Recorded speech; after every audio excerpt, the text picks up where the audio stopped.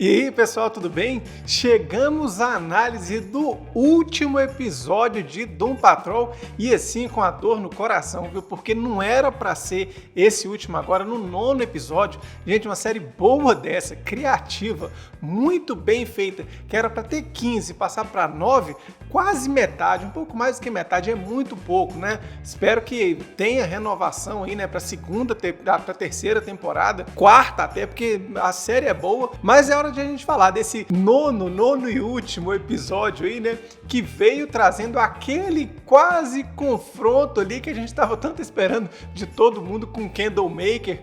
Teve de alguma forma bastante diferente. Começa o episódio ali na Jane nadando, porque não sei se vocês lembram, para você que viu aqui o review no episódio passado, a Jane foi jogada no poço pela Miranda, não tinha nada que fazer isso. E ela continua nadando, mas antes de continuar nadando, gente, inscreva-se no canal. Se você gostou desses reviews aqui, né, que eu fiz de Doom Patrol, deixa aqui embaixo nos comentários qual outra série você quer que eu passe a acompanhar e fazer os reviews aqui. Agora tem que ser uma série boa, viu? Não tô afim de assistir série mais ou menos não. E Doom Patrol é bom que dá muita viagem, dá pra viajar bastante, muita interpretação, e é isso que eu gosto de colocar aqui no canal, e eu tive uma boa resposta do último vídeo, que foi só viagem. Enfim, a Jane tá lá nadando, acha a ovelhinha branca, né, que como eu falei no episódio passado, representa aquela inocência lá que a Kay tinha, né, enfim, que todas aquelas personalidades tinham, e ela tá nadando, e ela vai ficar nadando o episódio todo, nadando. A gente viu também no episódio passado que o Cliff recebeu o convite para ir no casamento da filha dele. Gente, a relação dele com a filha ele tá buscando desde o início da temporada, então ir ao casamento dela é a coisa mais importante para ele. Então ele vai lá, fala com a Rita, né, que tá indo, a Rita vai atrás do Cyborg para eles poderem se despedir do Cliff, sabe? Porque, tipo assim, se ele tá indo pro casamento da filha, ele vai ficar por lá mesmo. Porque tudo que ele quer é a filha. A filha chamou pro casamento, não tem por que ele voltar pra mansão. Mas na hora de poder chamar o Cliff, né?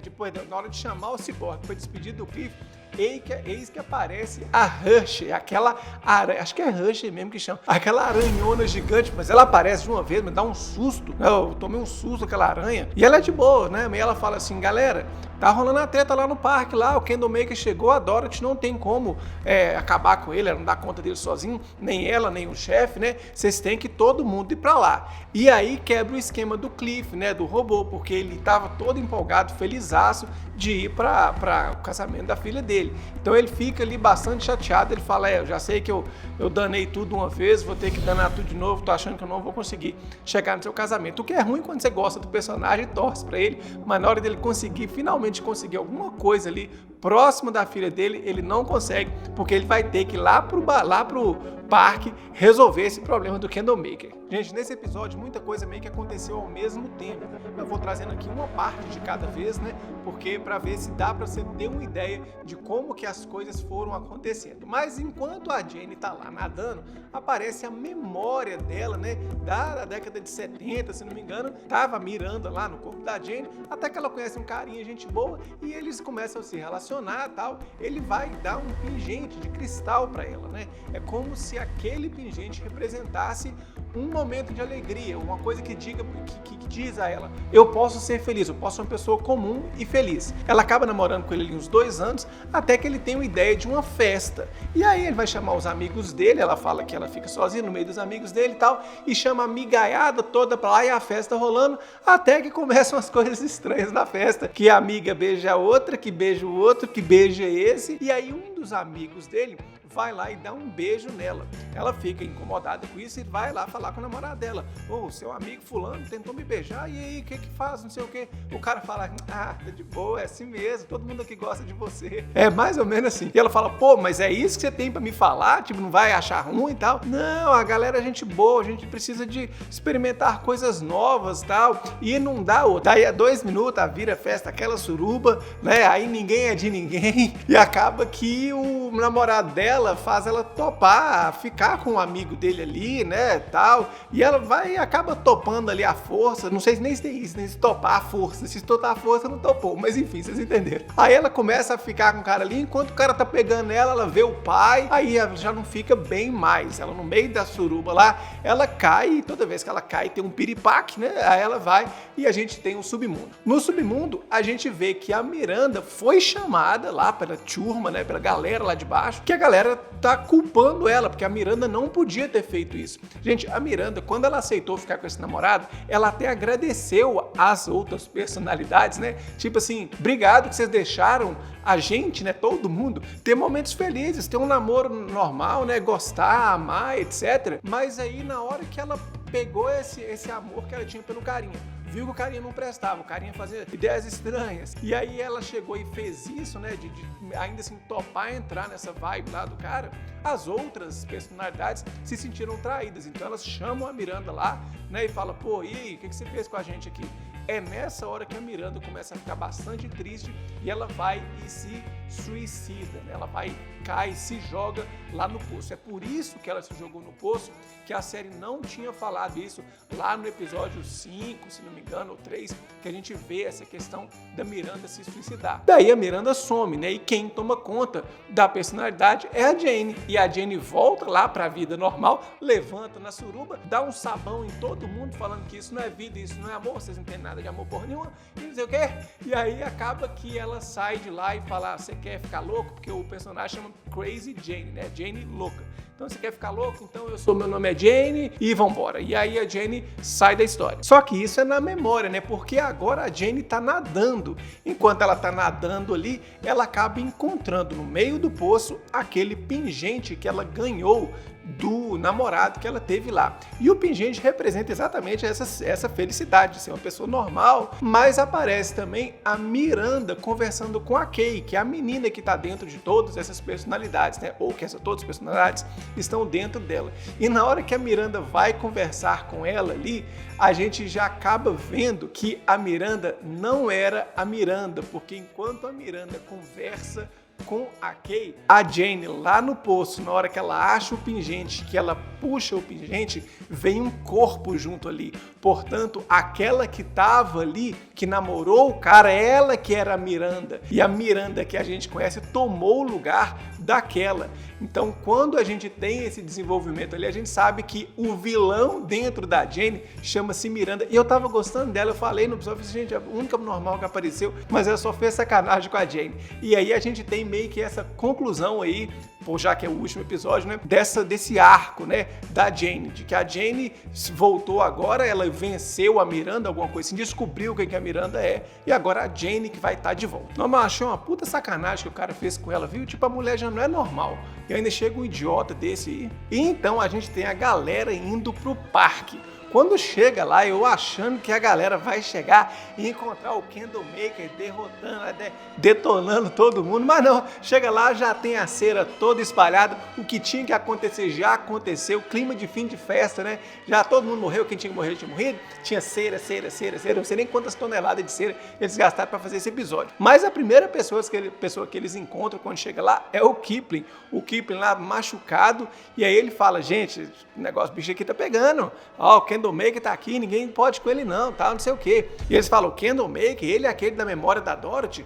E o Kipling responde, é ele, mas o problema não é ele não, o problema é que agora o poder dele, né, liberou o que tem na mente de cada um, então cada um vai ter aí, ó, tudo que afronta, né, tudo que assombra cada um aí vai se materializar. E o primeiro que se materializa é um próprio bichinho ali, um monstro, né, na cabeça do Kipling, é uma marionete ali, muito tosca, que aparece atrás dele e dá pra ver que é uma marionete controlada por mão, assim, muito tosca mesmo, e bate nas costas dele e arrasta ele. Quer dizer, o que tinha, assim, o que ficava na cabeça dele é uma marionete. A gente vê a Dorothy também já chorando ali, né? Ela tá ajoelhada pensando assim, o que eu posso fazer? Concentre-se, para eu fazer um pedido que salve todo mundo. Mas o Candlemaker responde que não adianta, não é mais pro controle dela, né? Ela tem que, quanto mais ela querer controlar, mais forte ele fica e mais os amigos vão sofrer. Então o que ela está entendendo é que tudo aquilo que aconteceu, não só no parque, mas agora com os amigos delas, que ela vai ver ainda, né? Tudo aquilo que aconteceu é culpa dela. Então nessa do que está na mente de cada um se materializar, a Rita vê a Mademoiselle Roxy. Ela aparece uma montagem ali, um personagem que eu não tenho certeza, vocês me corrijam aqui no comentário, me parece que essa personagem é a personagem que ela ganhou quando era criança, né, que a mãe teve que deitar com o produtor lá para que ela ganhasse o papel. Se não me engano é essa, mas eu sinceramente, você me corrija aqui se eu estou errado. E aí as duas começam a se entender. Da mesma forma tem o Cyborg. O Cyborg também, na hora que ele se vê, ele vê o pai dele de cowboy. Então ele tinha essa ideia do cowboy dentro da mente dele, e o pai dele, que é quem ele mais tem relação, né? Os dois vão fazer um duelo, os dois estão conversando, acaba que o pai dele fala assim, não, eu sou uma imaginação criada por você, feito para validar as suas coisas. Então aquele problema que você teve com a mulher lá, com a Rony, é isso mesmo, bola pra frente, então ele vai se ajustando. O Larry também, ele fala que ele não tem nada na cabeça dele, não tem nenhuma ideia assim, né, que possa se materializar. Então ele não tem um inimigo ali que aparece. Mas o mais tosco de todos, sem dúvida nenhuma, o mais louco é o do Cliff, né? Na hora que quem se materializa para ele? Jesus. Então na cabeça dele, o inimigo dele que ficou ali, alguma coisa assim, um trauma dele, é exatamente Jesus. E aí Jesus já chega batendo e mandando ele para aquele brinquedo que aparece no episódio passado, que é cheio de olho ali, né? Então é mais uma vez essa metáfora de que se você está cercado de olhos, isso significa que não adianta o que você faça, eu sempre vou estar te olhando. Então Jesus começa a bater nele, a pancada rola solta, até que chega a hora que ele arranca o braço do robô, né? E aí quando ele tá conversando ali com o robô, brigando, o robô fala, gente, não tem culpa, tal, não sei o quê. E Jesus fala, mas eu tô aqui porque naquela vez, quando você era pequeno, você tinha 6 anos, no acampamento, mas você não lidou bem com aquilo, tal, e você acreditou mais no seu pai. Ele fala, pô, mas eu tinha 6 anos, como é que eu ia saber o que eu ia fazer? Acaba que os dois se entendem também. Então, todo mundo aí, ó, o Cyborg se entendeu com o pai dele, a Rita se entendeu com a personagem dela lá, e o Cliff se entendeu com Jesus, os dois agora estão amigos. Mas assim que todo mundo se entende, os olhos de cada um começam a brilhar, porque o Candlemaker que estava fazendo essas manifestações, essa materialização desses monstros para cada um. Então assim que todo mundo começa a se ajustar, os olhos de cada um brilham, ou seja, eles já são maus, eles se voltam contra os próprios donos. Então ali junto, o pai do Cyborg, ele já mostra que ele é mau, tal, e o Cyborg vira todo de cera. Mais uma também, a Rita também, ela vê que no boneco tem lá os olhos da mãe dela, né, na boneca lá da Mademoiselle tem os olhos da mãe dela, nessa aí ela vira de cera também. E por último, Jesus com o Cliff, né, não aparece mais Jesus e explode o Cliff, sai pedaço de Cliff para tudo que eu tenho, ele acabou com o Cliff, e os pedaços acabam que viram cera também, é cera para todo lado. Então aparece o chefe ali rastejando no meio daquela cera toda ali, né, e aí ele aparece com uma seringa, a gente não sabe exatamente se aquela seringa ele vai injetar ou ele já injetou nele, eu não entendi, mas ele tá ali andando e chamando a Dorothy. A Dorothy vê ele rastejando e ele fala, Dorothy, vem até mim, mas não olhe, fecha o olho. Mas é a mesma coisa de falar com criança, né? Abre o olho, né? Fecha, abre o olho e enxerga o que está acontecendo. Ela vai ver as pessoas, pelo menos o pessoal da mansão, né? A turma toda lá de cera, até que quando ela vê o Cliff, né, o robô que ela gosta, todo despedaçado, ela vê só a cabeça dele ali, né? Então aí que ela abaixa e chora mesmo, porque para ela tudo aquilo que aconteceu acaba sendo culpa dela. E nessa hora que ela tá indo lá pro chefe, aparece a mãe dela oferecendo aquela bota vermelha para ela. E aquela bota vermelha, eu já falei do simbolismo dessa bota vermelha no episódio passado, mas ela, quando ela entrega a bota, ela fala para Dorothy, Dorothy, você quer ser uma criança ou você quer virar mulher? E a Dorothy ainda não sabe exatamente o que ela está fazendo ali, qual que é a hora dela, mas depois que ela vê que tudo aconteceu, é hora dela ter que tomar uma decisão. Então, quando o chefe chama ela não vai para o chefe e fala que agora chegou a hora que ela sabe muito bem o que ela tem que fazer. É a primeira vez que a Dorothy sabe alguma coisa que ela tem que fazer, porque ela sempre esteve apoiada ali, né, no chefe. Então a gente vê que dessa frase em diante a Dorothy já não é mais Dorothy que teve na temporada inteira. Ela então se vira, assim que ela assume, né, que ela se vira para a mãe e pega a bota, né, que ela falou que ela tinha que fazer, eis que aparece aquela fogueira atrás dela, que é a fogueira que sempre apareceu, de onde sai o Candlemaker.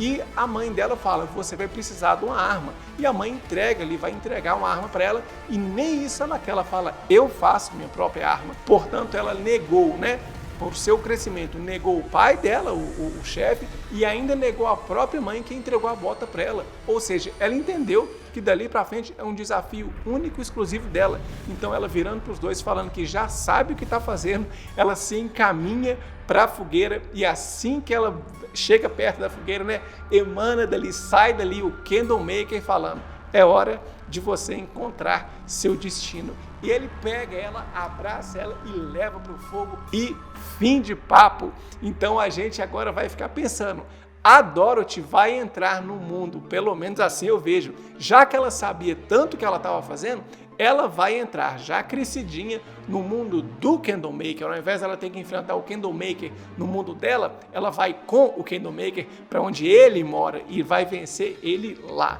Mas isso é coisa para a terceira temporada, né? Para a próxima temporada, porque até aqui, como a série foi encurtada, a gente não sabe se tinha um final depois desse ou se era simplesmente um dos episódios e ia terminar com esse gancho para mais um, né? Se a gente não sabe se isso seria o final da série ou se isso seria o fim do 9º mesmo, e no 10º em diante a gente teria uma conclusão dessa história aí. Eu gostei muito da série em si, dessa temporada, como eu falei, é uma pena que esse último episódio ficou aí com o que deu para fazer, não achei que ele teve cara de último episódio, embora tenha sido muito bom e totalmente coerente com o resto, tanto que teve essas duas histórias, a história da Jane e a história da Dorothy lá no parque, que eu acho que foi tudo muito bem, tá tudo dentro da normalidade, o episódio foi excelente para a série boa, agora esperando que venha, de esperar essa poeira baixar aí dessa paralisação e tal, e eu te vejo aí nas próximas críticas, nos próximos reviews, qual série você quer ver aqui que eu faça esse review, deixe um comentário, inscreva-se no canal, foi um prazer estar com vocês, um abraço e até mais.